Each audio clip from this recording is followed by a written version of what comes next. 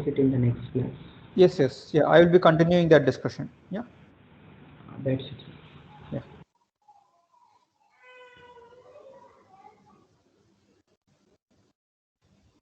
So yeah, what was that problem? So we had some, yes, you had some, you are in a city and you are in some junctions, and let's say, yeah, these are the kind of the, I mean, yeah, these are the paths in the city. Yeah, and what you are doing is, let's call this nodes 1, 2, 3, 4, and 5. Yeah, and yeah, let's say you are starting at the node 1. Yeah, and the way you represent it is, yeah, you will represent a probability distribution P0, which says that you are at node 1 with probability 1 and 0 everywhere else. Yeah. So we want to model it by a probability distribution because we'll be doing something randomly. Each time from the current junction, I'll go to a random, I'll take a random road from that junction. Yeah. So suppose we start at the state 1, then the initial distribution, this is called the initial distribution.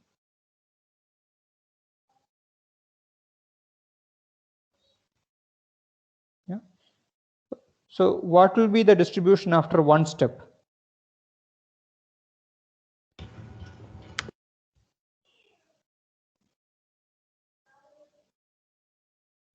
So 0, half, 0, 0, half. Is that clear to everyone? Yes, sir. Yeah, because at the next time step, I mean, you cannot be sure where you, I mean, we cannot say where the person is as an outsider. He might be at 2, he might be at 5. We can only say, okay, with probability 1 by 2, he is at 2, with probability 1 by 2, he is at 5. That's the only thing we can say. Okay, so we haven't gone and looked at that place. We know that he has done this thing. Okay, so this might be some particle in some, yeah, some space and everything, and the space is divided into 3 regions, and it's randomly moving around in the space. Okay, so you can easily think of this as a physics problem. Now, what is the probability distribution after 2 steps?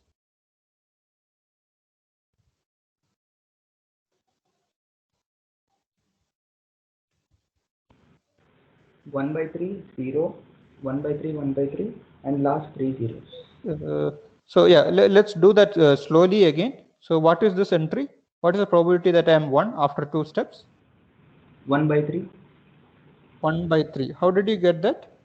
Sir, if you look at the diagram which you drew in the previous class, from 2 there are 3 paths, that is 1, 3 and 4. Okay. From the Okay, node, so I have the diagram from the previous class, sir. no. So let's look at this diagram. Let's not Okay. go back to the previous class. So in these things, from 2 there are 3 paths to 1, 3 and 5. So we'll have 1 by 3, 0. Okay, so that's how you compute probabilities. So Yes, remember, after the first steps, you are at 2 with probability only 1 by 2. Yeah. So yes. with 1 by 2, you are at 2, and with 1 by 3 probability, you can go from 2 to 1. So you need to multiply them. Okay. Yeah. That's all here. Are we done with this entry? So the entries are, I think, 7 by 24. No. How do you get? That's more important. I don't care about the So exact values. So I made the matrix, so that we discussed in the last class. So I made another matrix. Okay. Before coming to the metrics, we need to understand how to compute these things, right? So Okay, so after the second step, yeah, please. Plus 1 by 2 into 1 by 4 because it can go to 5 with probability 1 by 2, and from there with probability 1 by 4 we can reach 1. Yeah. You understood how this came? With 1 by 2, after the first step, I am at 5. From 5 also, I could come back to 1. So that is this term. Yeah. Is there anything more? Is there anything more to add here?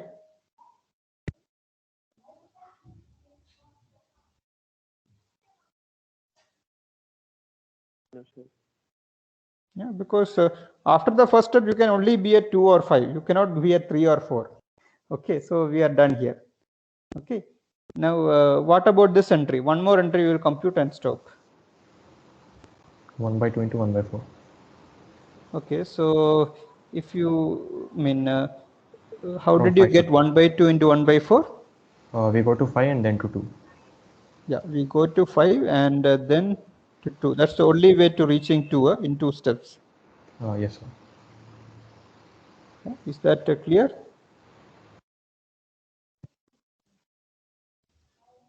Yeah. So yeah, let's do a couple of things more. So what is the third entry? So you can go to 3 in 2 steps, VR5 as well as VR2, right? So if it is VR5, it is 1 by 2 into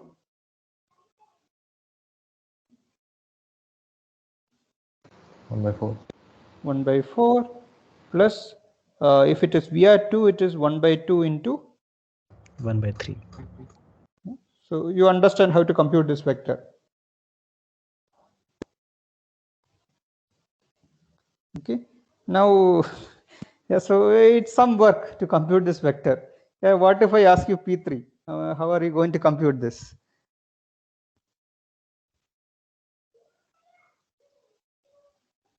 So do you need to go back all the way to P0?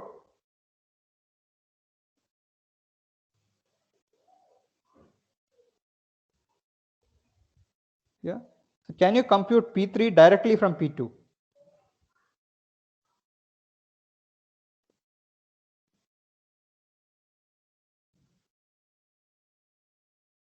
Yeah. Any ideas? So from the matrix you discussed in last class, P2 into the matrix. Yeah. So you can define a matrix M. So if you just think about what is happening, yeah, each PT is obtained from PT minus 1 by multiplying with the same matrix. If you think about the problem a bit, okay. And what is that matrix? What is the dimension of that matrix? 5. 5 by 5. It has to be 5 by 5 because the input is a 5-dimensional vector, output is a 5-dimensional vector. It has to be 5 by 5. And what should I put in these entries?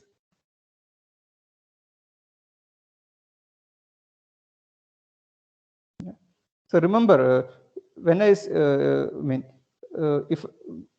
if I start with at 1, then after one step it has to be this distribution, right? Yeah. So if I multiply with the P0, it has to be equal to P1. That is, you should be able to get this vector. What does that mean?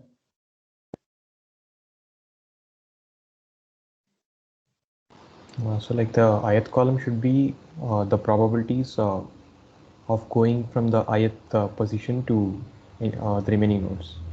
Yeah. Yeah. So basically, this particular thing should be the first column in particular. Yeah. And what should be the second column?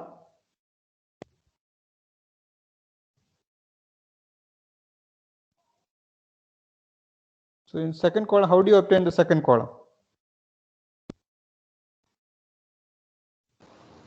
So the probability of going to the other nodes when you're at the second column. When you are at the When you're at the second node. second node. So what is that? So for 1, that's 1 by 3. Okay.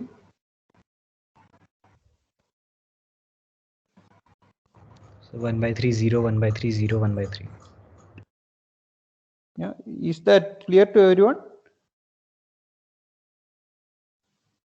Yeah. So for 3, what will it be? What should I write here? 0, 1 by 3, 0, 1 by 3, 1 by 3. Yeah. So similarly for 4, I can go to only 3 or 5. Yeah? So everything else is 0. 3 can go with 1 by 2 probability, and yeah, and finally with 5, I can go to all the other states with probability 1 by 4 each.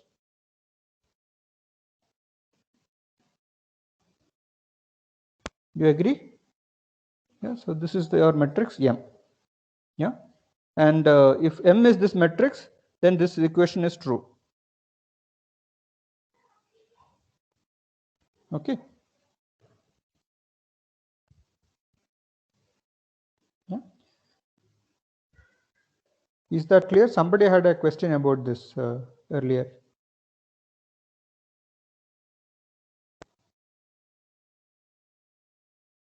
Okay.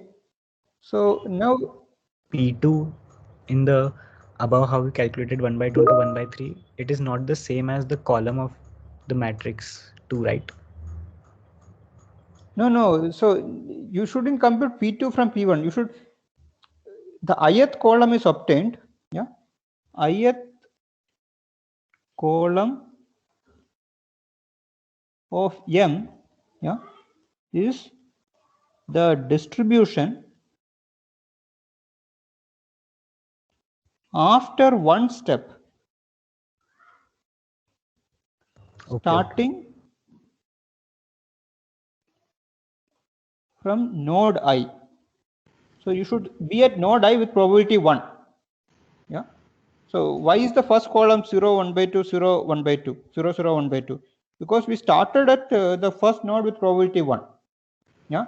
If you want to get, let's say, the fifth column, I have to start at the fifth node with probability 1. Yeah. And in one step, I will be at here with probability 1 by 4, here with probability 1 by 4. And that's why this column is like this. Is that clear? Yes, sir. Okay.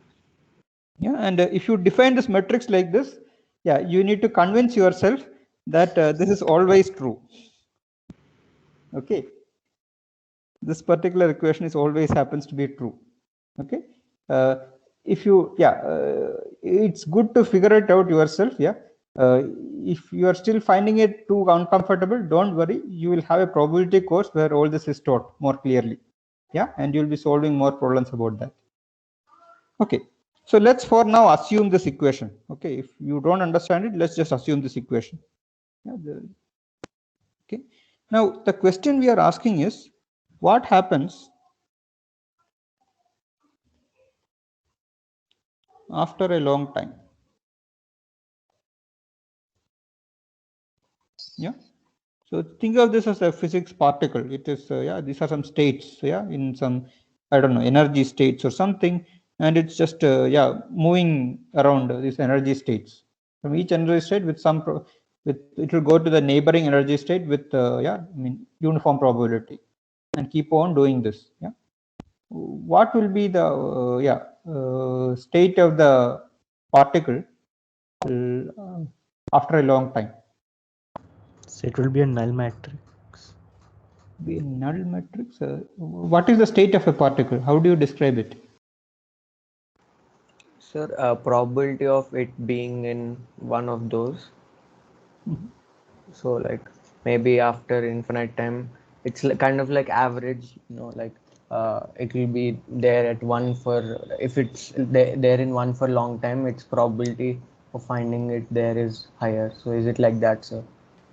Yeah. So we started at this with this initial state. Yeah. Remember, there are deterministic states, individual states of the particle. Yeah. But the thing is, the system is a randomized system. It is just randomly moving, right? So we need to look at probability distribution over the initial state, these states. Yeah. So the state of the system is actually a probability distribution, to be concrete. Yeah. So state of the system is given by this vector, which is also a probability distribution. Yeah. And system is starting at P0, then it goes to P1, then it goes to P2, and let's say it goes to PT, and it keeps on going. Yeah. So this is a sequence of probability distributions. Yeah. And what are we asking here? We are asking the question, as t tends to infinity, yeah, what happens to PT? Does PT converge to some P star? So one way is that we can check that, we can assume that it converges to a matrix with the coefficients A, B, C, D, E, and then we will do m into ABCDE is equal to ABCDE and solve and see if the system of equations is consistent or not. Okay, so you're saying you assume that PT converges. Should PT always converge? So not necessarily, I guess. Not necessarily. Okay, fine. Let's say I assume that PT converges. Then what? So then we'll make a system of linear equations in 5 variables, which is So what is the M. system of equation? How do you make it? So m into the matrix that we assumed is equal to the matrix itself, because if it converges, then it should remain the M same. into the, sorry, could you repeat that sentence again? So m into the matrix P Which star. matrix? Okay, P star is a vector. Yes, sir. Yeah, So it's a column vector. it's a variable matrix. Okay, sure. And is equal to P star, because like if it converges, then it should be almost equal. So P star is a column vector, no? Is it? Yes, sir. Yes, sir. I mean, with the variables inside. I agree that it's variables. Yeah. Yes, sir. Yeah. And yeah. So assume PT converges, then it has to satisfy these equations. Yeah. Yes, sir. And you can solve and find out P star. Yes, sir. If it exists. If it exists, you can find out. Everybody agrees? Yes, sir. Yeah. But Okay, this is so under the assumption that it converges in the first place, right? But it need not converge. it need not converge. I agree. It need not converge always. So could you give an example where it doesn't converge? So suppose there are only two nodes with connected to each other. Okay, very nice. So then the probability will be half and half, right? Sir, I think it should converge. Every P star should converge, because So finally let's say I we're start at 1. Yeah. Let's say I start at 1. Now let me ask you a slightly different question. Okay. Everybody knows chess, right? Yes, sir. Yeah. So in a chessboard, you have a horse, yeah, sitting in one particular white column. Okay. In a white position, it is sitting. Not really. Just a second. Yeah. So let's say you have now let's start with the king. Let's start with the king. No. King is not a good idea. Sorry. Just a second. Yeah, forget that statement completely. Okay. So let's start with this particular graph itself. Okay. So suppose you start at the state 1 and yeah, keep doing this. What happens?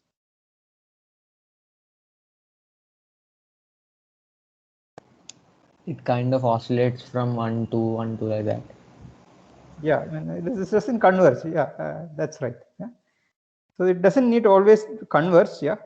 So okay, but assume that it converges, then we know how to find P star, right? Sir, but we can write P star as half and half, right? That's what it is. I mean, that is probability of the probability of that particle being at 1 is half, and probability of that particle being in 2 is also half. So after infinite steps, it will be half and half again. No matter what P0 is. Yeah, no matter what. Okay. I mean, okay, we are considering infinite steps, so number of steps doesn't matter. So yeah, half and half, it will be there. Yes, sir. Even if you start at state 1, after infinite step, you will converge to the uniform distribution. Eh?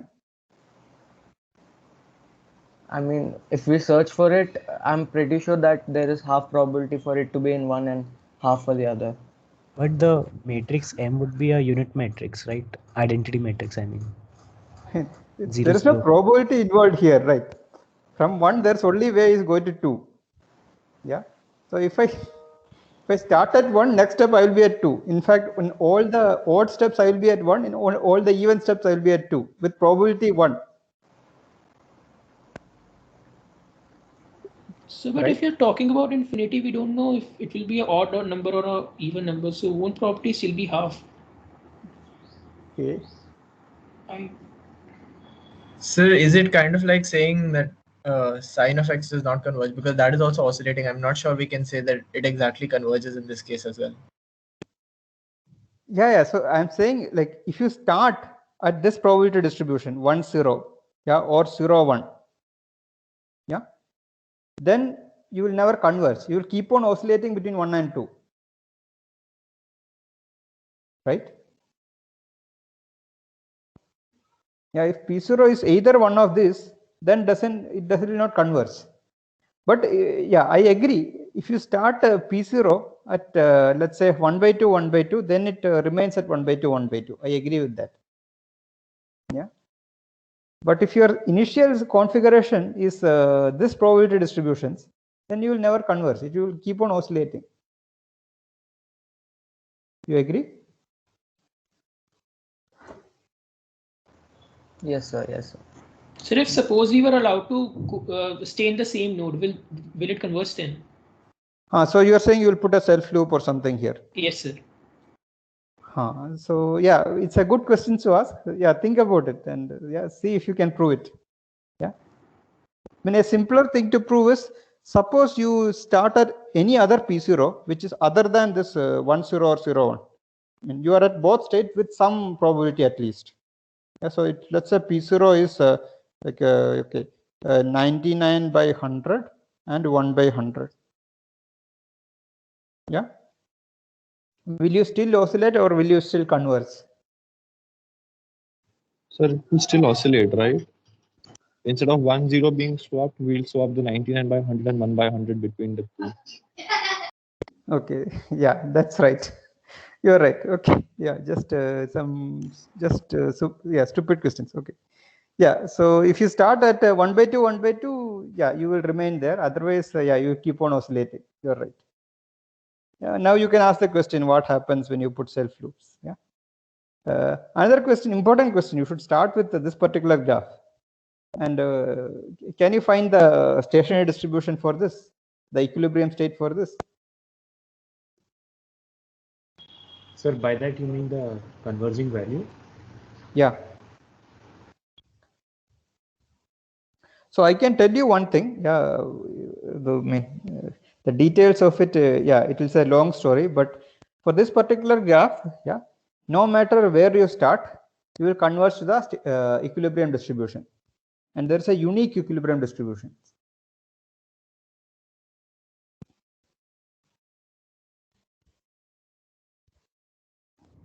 Sir, So can we assume that?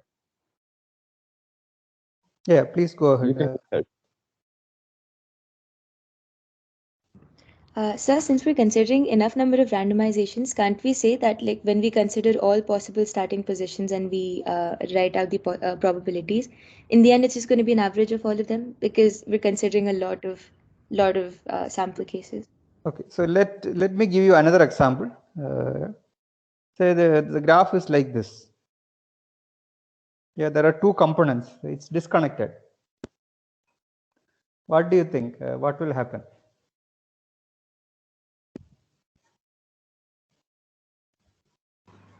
So now it matters which node we started at, because we can't reach another component from a certain component. Yeah. You can keep on doing random steps, but if you had started at the first component, you are never going to reach the second component, even if it's infinite steps. Yeah. So in the first case, when we reach convergence in any of these cases, can't we say that P of x will be equal to M of P x minus 1? And in this case, P of x will be equal to P of x minus 1. So by equating those two, will we not find the position? Yeah. So you can find out P star by doing this, by solving this equation. That's how it started. No, somebody already suggested this. In fact, you should try to solve this. Try solving this and finding P star for this graph. What is the equilibrium state for this graph?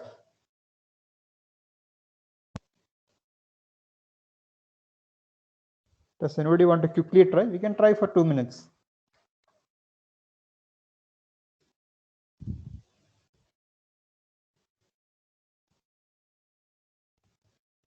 Yeah.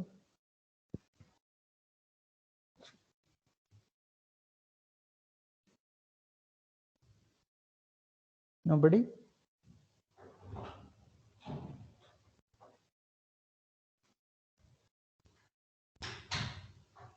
Are people trying?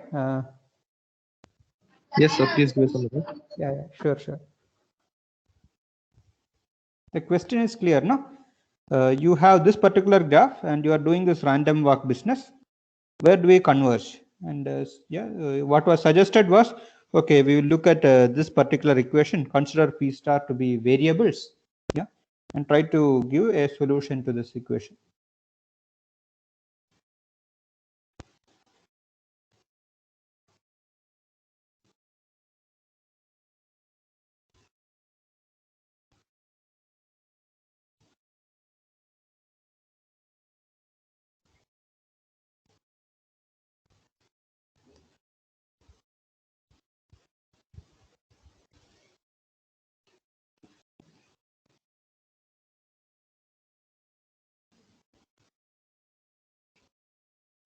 Yeah, so what do you think in this particular graph?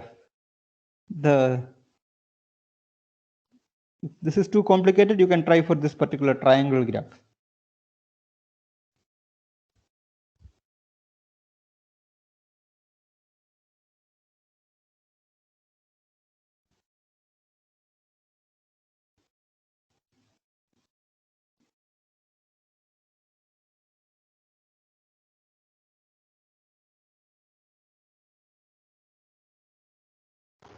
So based on your statement that it will be the same no matter where we start, it seems as though it will be a uniform distribution that is equal to all nodes. For this graph or this graph? No, sir, in the triangle one. And if I had to make a guess for the other one, I would say it will be in proportion of the number of nodes they're connected to, the probability. It was proportional to the degree of the vertex, is it? Yeah. Good, that's a good guess to make, yeah. But you should try to prove it, okay. In fact, I will put a problem in the assignment, yeah. For a general graph, yeah, the equilibrium distribution will be proportional to the degree of the vertex. Okay, so yeah, so basically for this, there's a very simple way of doing this. I mean, yeah, this has degree 2, right? So basically I will write 2 here. This has degree 3, I will write 3 here. This has degree 3, I will write 3 here. This has degree 2, I will write 2 there. This has degree 5, I will write 5 there. Yeah. So this is not a probability distribution, but you can just normalize it.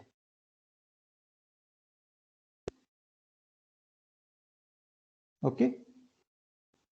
Yeah, and you can verify that's the stationary distribution. That's the equilibrium distribution. So 5 has degree 4, right? 5 has degree 4. Sorry, yeah. Thank you. Sir, I had a doubt. Like, with this discussion of two nodes, so we concluded that it would also depend on the initial configuration P0, right? Yes, yes, of course. But this equation has nothing to do with P0, the one in the green box. Yeah. So I mean, you could have multiple solutions to the equation, first of all. Okay, sir. In fact, we saw one example. No, there was the two triangles sitting here. Yeah. Yes, sir. There could be multiple solutions to that equations. Yeah. And yeah, so I mean, only thing we can say is if PT converges, it will converge to one of the solutions of this equation. That's all I am saying. Okay, sir. The PT might not converge. I agree. If it converges, it will converge to a solution of this equation. That's what I'm saying. Okay, sir. Okay. Sir, what is this degree matrix representing? Like 2, 3, 3, 2, 4? This is just a vector, and this happens to be satisfying this particular condition. Oh, okay. And yeah, the thing is, yeah, you don't need to. Yeah, this is some of one of you guessed. You don't need to sit and solve the equation to figure out this vector. Yeah, there is a simple trick to it. Yeah. And it's a very good exercise. Try to prove that trick for any general graph, for any general undirected graph. Yeah. The solution to this equation is basically just take the vector of degrees and normalize it. So it also has to be connected, right, for this to be true? Yeah, it has to be connected. I agree. It has to be connected. Yes. I mean, if it's disconnected, you can do it. Essentially, the matrix M is block diagonal, right?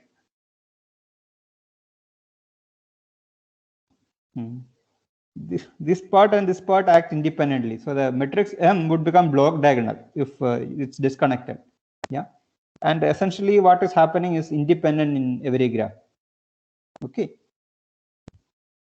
So yeah, I mean, this is not the main topic of the course. Okay. So this is just to give some ideas on how matrices are being used. Okay. So so you will hear more about it in your probability course next semester. Okay, so let's continue. Yeah. What was the conclusion of this degree graph that we made? Don't worry. The conclusion will be given as an assignment problem. Yeah. So what we are saying is this one solution to this is basically the vector of degrees.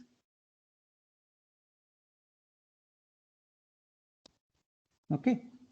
So I mean, if you just take the vector of degrees of this graph, which is this vector, so 1 has degree 2, 2 has degree 3, 3 has degree 3, 4 has degree 2, 5 has degree 4.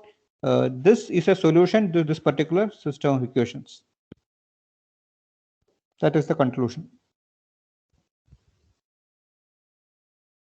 Fine. Okay. So let's come to today's topic. Okay. So it's called eigenvectors and eigenvalues.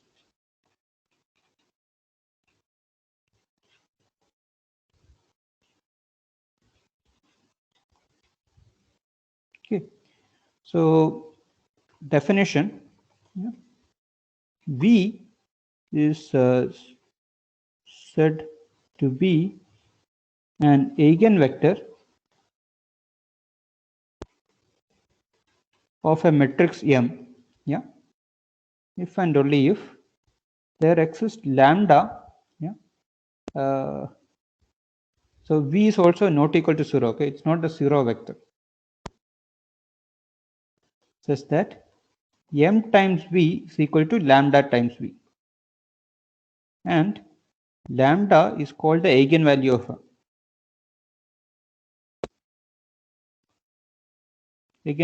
of V.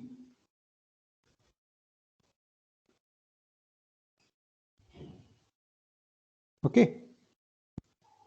Yeah. So what does this equation tell us? This particular equation.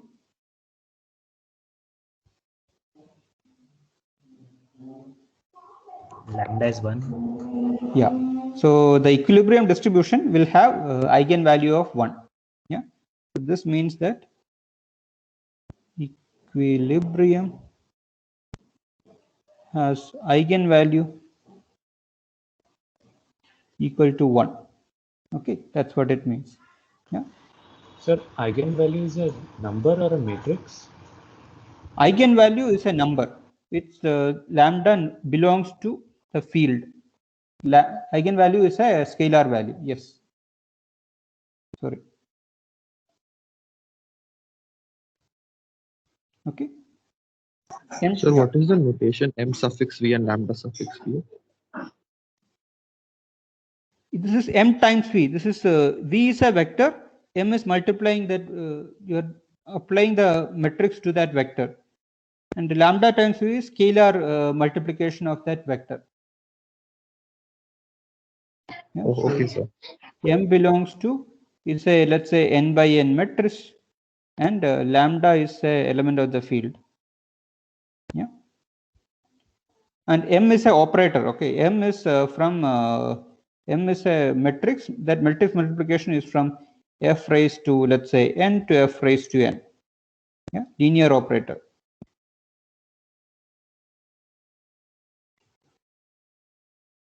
Yeah.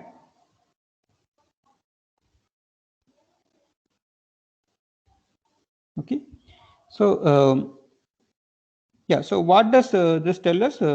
Yeah, action of this matrix M on a vector V is very simple. We are just scaling that vector by a scalar value. Yeah. So what is M raised to T times V? What will it be?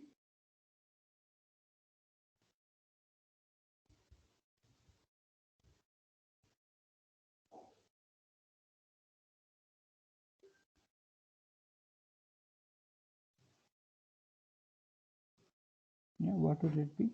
Lambda power TV. Yeah. It's nothing complicated here. Yeah, we just raise the scalar lambda to the power T and multiply it with V. Yeah. So let me ask you a question. Suppose V is an eigenvector with eigenvalue lambda. Suppose M times V equal to lambda times V. Now let's say W is a scalar multiple of V. So W is basically alpha times V. What can you say about W?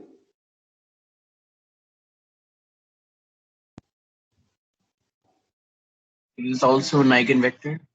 Yeah.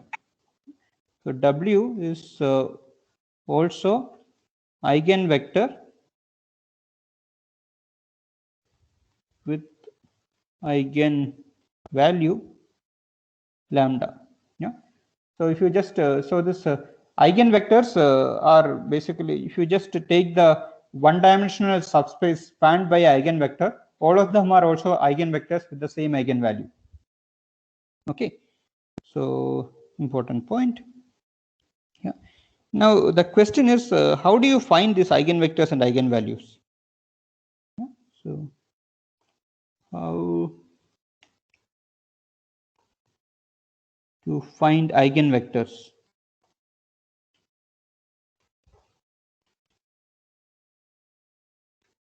How do you find eigenvectors? Is there some simple way you can think of? You are given this matrix sum, you need to find an eigenvector.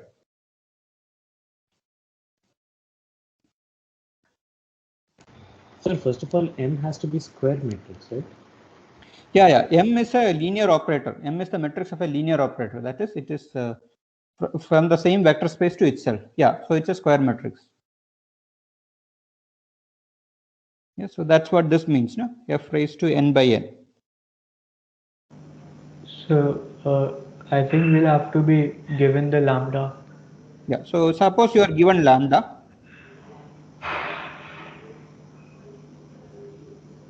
Then what will you do? So maybe make an equation and solve it. Okay, so you will basically you take V as variables and you will basically solve the linear equation, this one. So yeah, that's what you are saying. Yes, sir. But then how do you find lambda? So I mean, we'll have to be given something.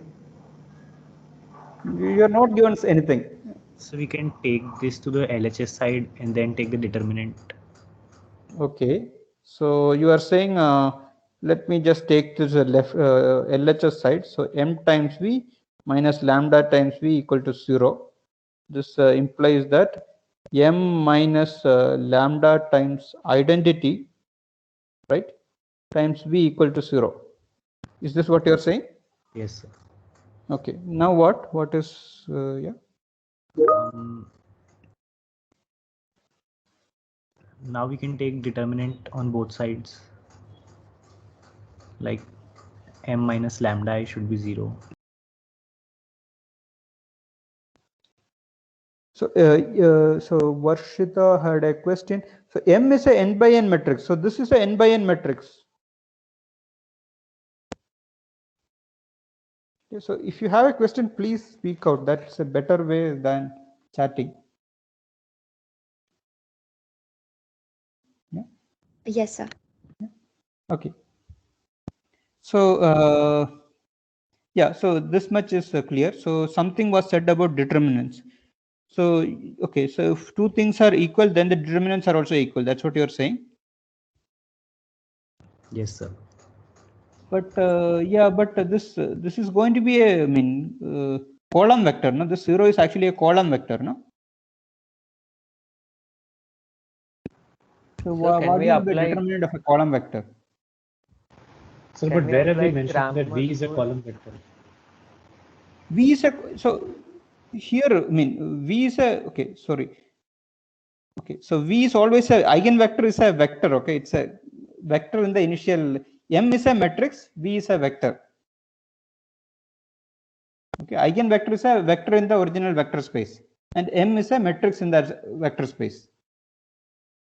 So V is a column vector. Okay. Okay, sir. So we can do like that. M minus lambda into V is 0, and V is not 0. So M minus lambda is a null matrix. Then Okay, we can. M minus. Okay, you are saying M minus lambda is equal to 0, is it? Yeah. Everybody Then agrees? determinant. Yes, sir. Sorry, If that is Fabi, not, I don't think that's necessary, sir, because V is a determinant specific of vector. Sir, all we need Yeah, for that so to happen is the determinant of m minus lambda I to be 0, and that needn't be a non-zero matrix. That needn't be a zero yeah. matrix. Yeah. So this is not like your matrix arithmetic is not like your normal arithmetic. You can just say something is 0 just because it multiplied. Okay. There can be two non-zero matrices which can be multiplied and get 0. Yeah. So we need to be a bit careful here. Okay. So what can we say here? So you know about kernel spaces and everything, no? Yes, sir. Yeah. So this means that V belongs to the kernel of a matrix. That's what it means. Yeah, I mean, and the kernel can be kernel is also a subspace, no? Something like that you should have learned. Sir, but what is a linear transformation here that we're talking about the kernel? So M minus lambda I is a matrix. So what is M minus lambda I? I is the identity matrix, no? So it is M11 minus lambda minus lambda, M12 minus lambda, and so on. Every other entry is similar to M. Only the diagonal values change. So my question is, a kernel is defined for a linear transformation, right? So what is the linear transformation here? Not necessarily. So, I mean, linear transformation, when you are given a basis, it becomes a matrix, right? Every linear transformation has a matrix with respect to a specific basis. Let's say the standard basis, right? And then you can talk about the kernel of that matrix.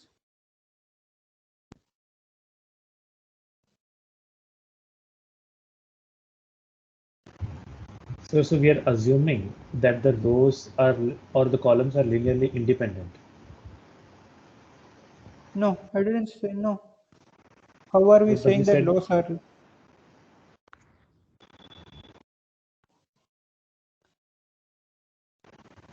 So M is a matrix. Yeah, M is a matrix, and yeah, and it has this property.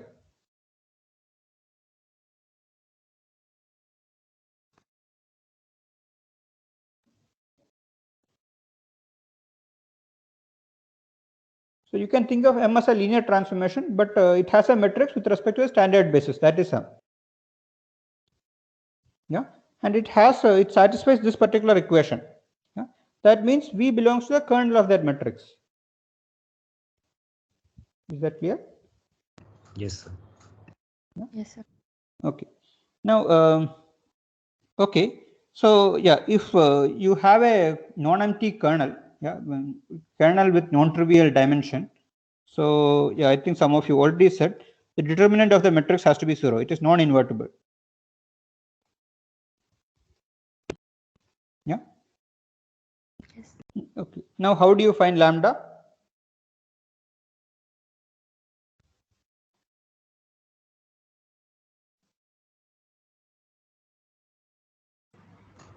So we know M, and then we can just find the determinant of the matrix by. Okay. So how do you find lambda?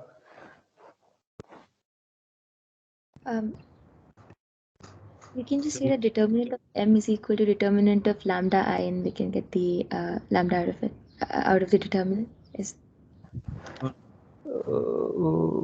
okay, so what are you saying? You are saying this implies that determinant has such a property. This is new to me. I believe so, sir. I'm not sure entirely. I saw this in Stack Exchange once. No, that is. No, I agree. If A equal to B, then determinant of A equal to determinant of B. But that is not what is being said here, no? Right, yeah. Yeah. So yeah. So basically, all the values of M we know. M is given to us. Yeah. Only unknown quantity is lambda. Yeah. And so what is this determinant going to be? So first we will do a simple matrix subtraction M minus lambda into the identity, and then take the determinant from how we know, and then equate it to 0. Then we have just one lambda and one equation. Yeah. So this particular thing is a polynomial with the variables lambda, right? Yes. With the lambda variable. And what is the degree of that polynomial? So I think n. Yeah, it's at most n, because yeah, you only take one entry from every row or column. Yeah, in each term of the determinant computation. Yeah, of degree less than or equal to n. Maybe there are cancellations also. Yeah. So yeah, so you have a polynomial. Now question is you need to find the roots of the polynomial.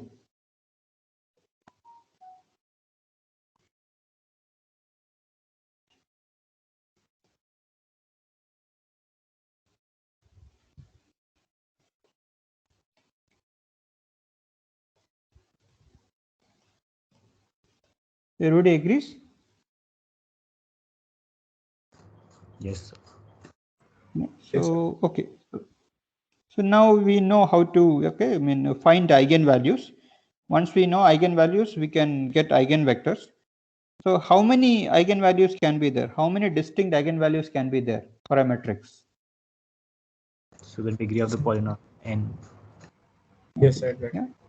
Yeah. So number of distinct eigenvalues is less than or equal to n.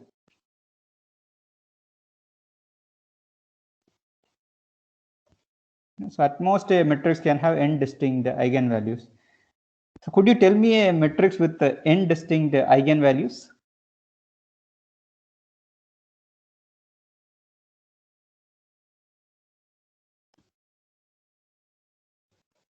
In fact, let's say you are given this real numbers, lambda 1 to lambda n. Could you give me a matrix which has eigenvalues lambda 1 to lambda n?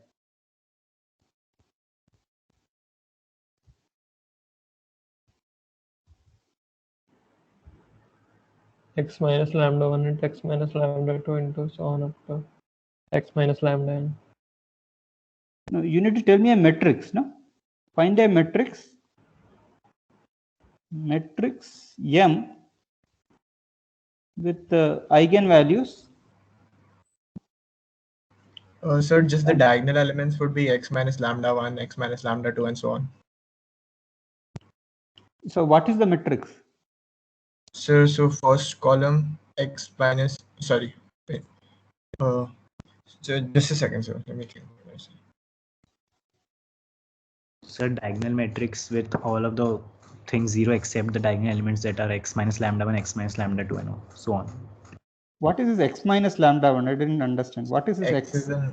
Sir, no, sir. Sir, the diagonal elements will be lambda 1 till lambda n on the principal diagonal, and everything else can be 0.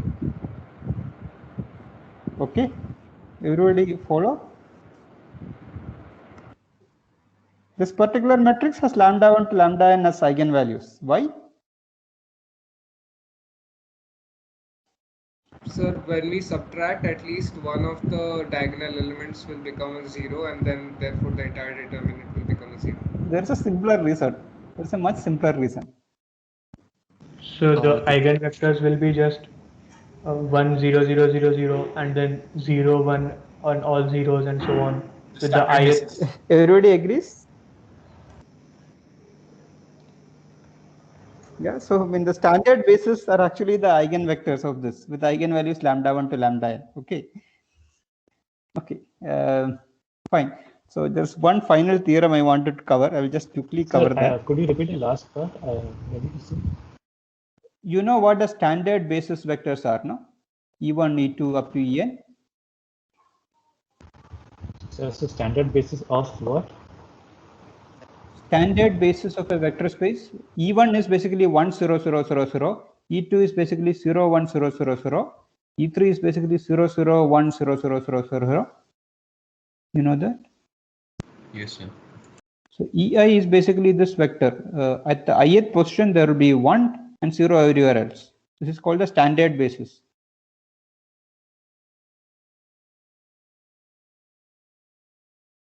Okay. Now, what is the eigenvalue? I mean, what happens when you multiply this matrix with EI? Lambda I. We get lambda I.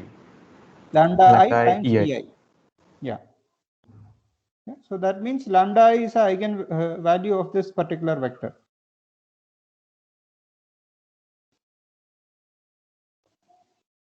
Okay. Yeah. So let's do one small theorem. Okay, let's finish it in 5 minutes. Okay. Suppose you have eigenvectors. So suppose you have eigenvectors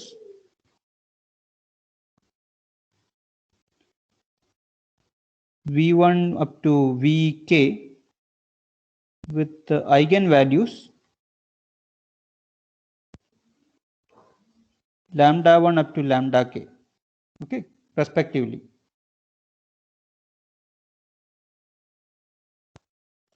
Yeah.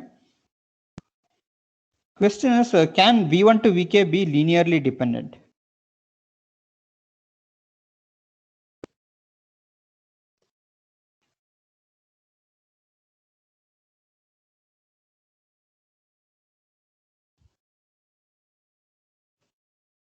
What do you think?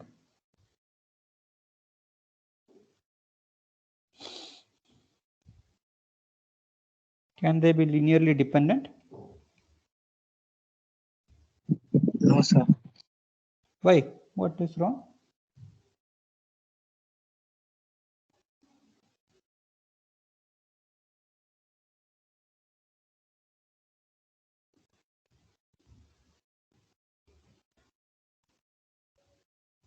Sir, if we have V1 to Vk eigenvalues, then that means that the matrix is row equivalent to a matrix such that the diagonal elements have V1 till Vk, which is okay, you are going ahead in the course. Okay, looks like you have done linear algebra before. Eh? No, sir. The Indranil sir had introduced row equivalent to us. Okay, yeah. Row equivalent is. I see. The row equivalent and reduced echelon was introduced to us. So one more thing I had to write here. Let's say these are distinct. Yeah, so these things are distinct. Suppose. Yeah. So the eigenvalues are distinct. V1 to Vk are vectors with the distinct eigenvalues. Yeah. So can they be linearly dependent? Okay. So let's assume that they are linearly dependent and see what happens. Yeah. So suppose V1 to Vk are linearly dependent. Okay. So we have this k vectors V1 to Vk. So let R be the smallest number such that V1 to Vr is linearly dependent. Okay, so I'm just ordering this vectors V1 to Vk. I will find the first R vectors such that there's a linear dependence happening. Yeah. maybe there's a linear dependence, even a smaller thing. So you just reduce it such that V1 to Vr are linearly dependent, but V1 to Vr minus 1 are independent.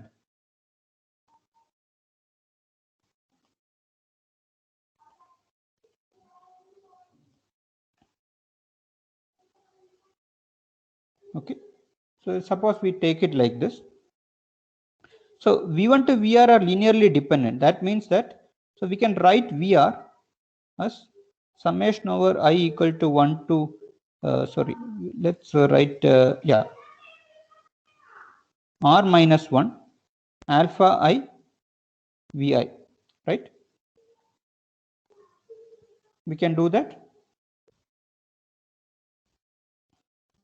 Yeah, and let's do one more thing. So we know that these are eigenvectors. So let's multiply this equation by m. So what happens if I multiply this equation by m, the matrix?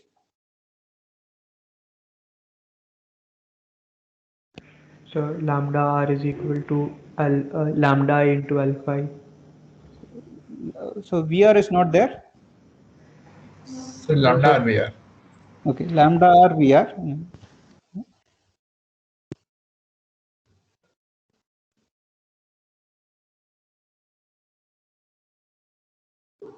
Okay, now what can we do? So we have two equations now. What do we do?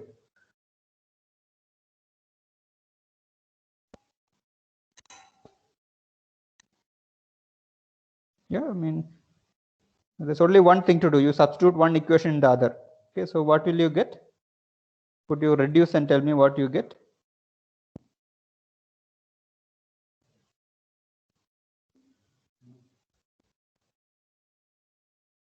Yeah, so you can just substitute this here. Yeah, and then you can take the right hand side. So you will get the following.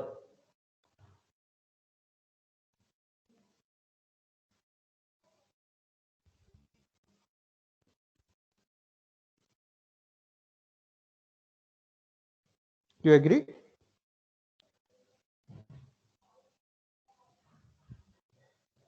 Yes, sir. Yeah. So, okay, what is wrong with this? What is this telling us? So that V1 to Vr minus 1 is also linearly dependent, but we assume that it is linearly independent. So Yeah, why is V1 to Vr minus 1 linearly dependent? Because lambda is are distinct. Lambda is are distinct. So these are all non-zero values. Yeah, these are all non-zero values. Yeah, and alpha is not all alpha i's are zero. That is, yeah, because we said that the original thing is, I mean, there is a linear dependence. So not so there's a non-trivial linear combinations of Va which is equal to 0. So alpha i's are not all 0. This is also not 0. So there is a non-trivial linear combinations of V1 to Vr minus 1. Very important. That are linearly dependent. But we assume that V1 to Vr minus 1 are independent. Yeah. Yeah. So yeah. Hence V1 to Vr are linearly independent.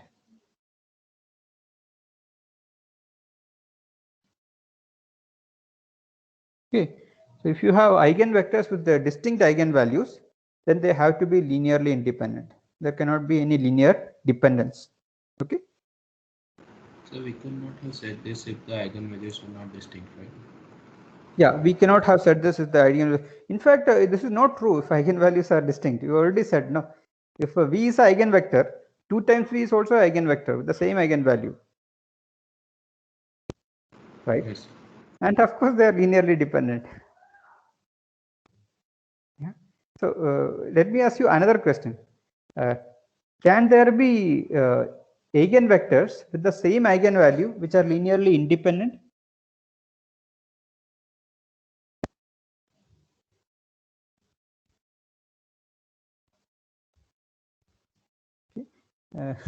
Yeah, so I think our time is over for today. Okay, I won't be continuing the class, but I can take questions. Okay. So about the question you asked, I think yes, like if we let's say we have two 90-degree vectors, and we scale the entire thing by 2, right? So both of them have eigenvalue to be 2, but they are still linearly independent. Yeah, I mean, you could take a diagonal matrix with all the entries to be the same. All the diagonal entries to be the same, in fact, right?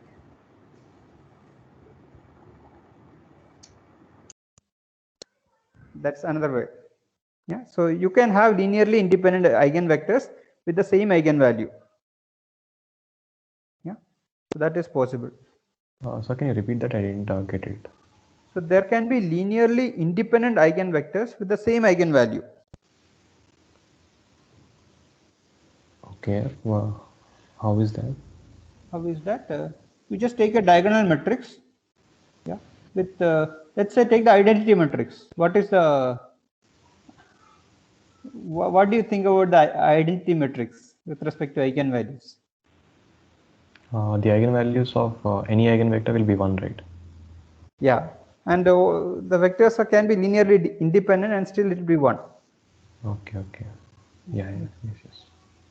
And you can construct more but what we are saying here is if the eigenvalues are different, the eigenvectors has to be linearly independent. Okay. Yeah. Any other questions? Yes, sir. So could you please go back a few slides? Sure.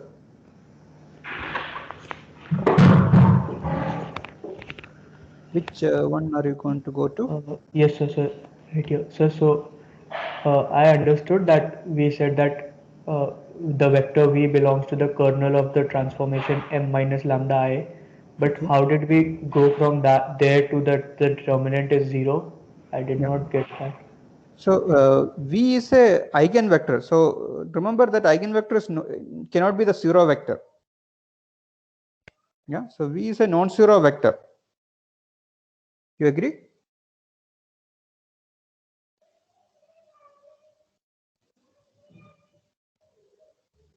So but there's no problem if we put the null vector in the original equation, I think.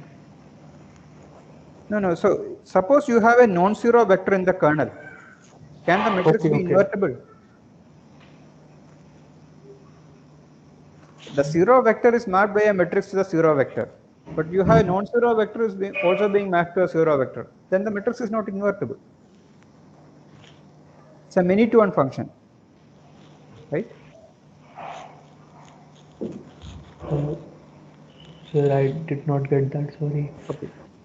What is a non-invertible function? So, which is not bijective. It's not bijective. That is, there are two inputs which is mapped to the same output. Yes, sir. The 0 vector is mapped by a matrix to the 0 vector always. Okay. Now you are saying here that there is a non-zero vector which is also being mapped to the 0 vector. Yes, sir. So now it is not invertible, no? Okay. Right? And if it is not invertible, the determinant has to be equal to 0. Okay.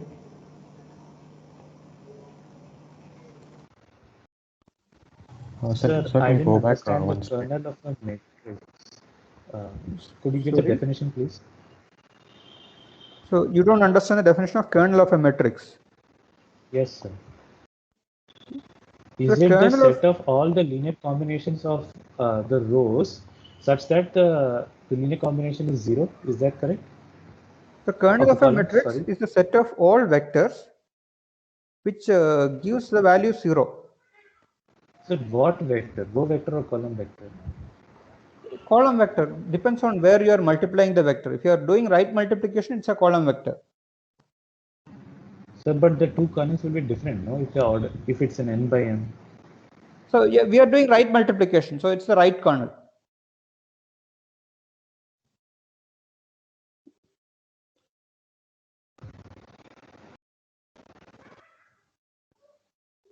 Yeah, so we are doing right multiplication, so it's a kernel from the right side.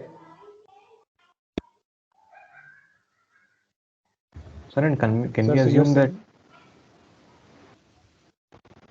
So kernel of a matrix M, kernel of M, yeah, is the set of all vectors belong to the vector space, yeah, such that m times v equal to 0.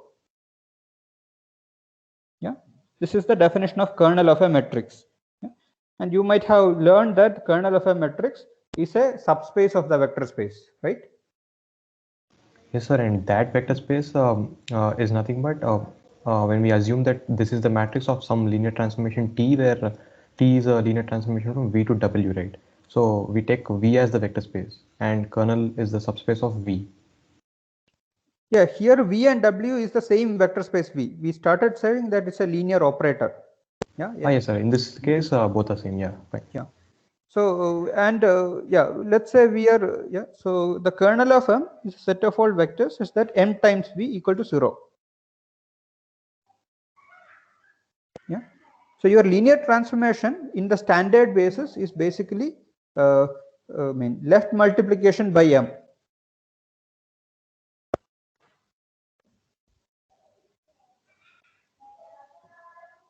Then this matches the definition of kernel of your linear transformation also. Yes, sir. Sir, could you also explain why why M has to be a diagonal matrix? M doesn't need to be a diagonal matrix. Sorry.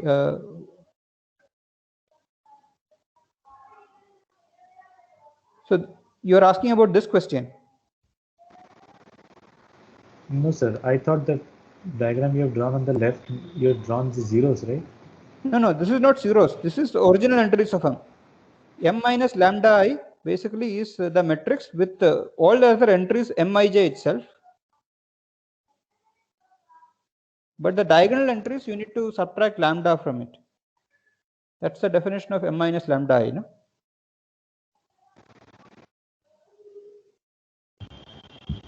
Yes, sir. Got it. Sir. Thank you so much, sir. Sure. So can you go back one slide? Okay.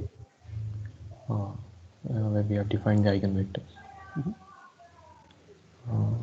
Yes, sir. Like here, when you have taken W, if W equal to alpha V, then W is also an eigenvector. You have mentioned something like one-dimensional something, like I missed that part. Yeah. So any vector spans a one-dimensional subspace, right? Any non-zero vector. One-dimensional subspace, like the span of a vector, span of a non-zero vector. What is it? Is it a vector space? It is like all the scalar multiples of that vector, right? Is that a vector space, subspace? I think so, yes. Yeah. So that is the subspace spanned by the vector V. And if V is a vector, V is a eigenvector with eigenvalue lambda, then all elements of the subspace is also a eigenvector with eigenvalue lambda. Okay, and the dimension is 1. Yeah, the dimension of the subspace is 1. Okay, got it. Thank you.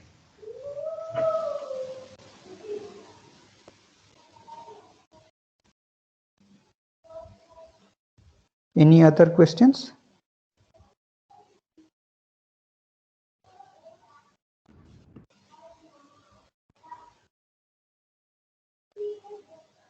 Okay, so I will be putting up some reading material also for you to read.